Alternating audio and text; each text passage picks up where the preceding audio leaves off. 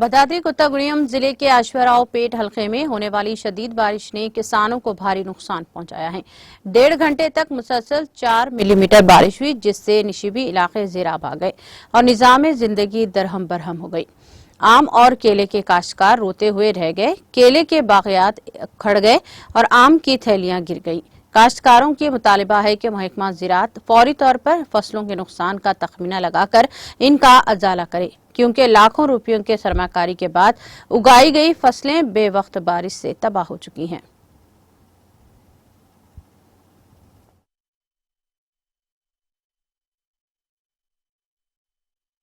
ద్వారాపేట మండలం గురాల చెరువు గ్రామం అండి మాది.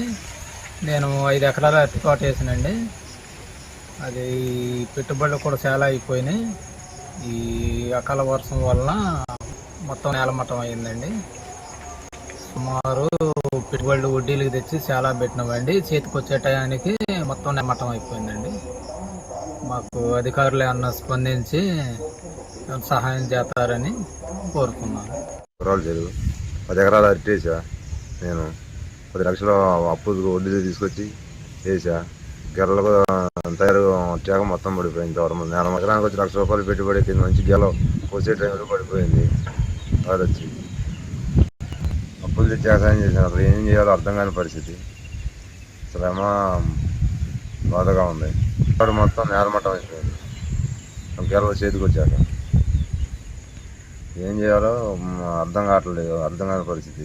గవర్నమెంట్ ఏమైనా ఆదుకొని మాకు స్పందించి ఏదైనా చేసిద్దని చూస్తున్నాం. గవర్నమెంట్ స్పందించి ఫస్ట్ పంట నష్టం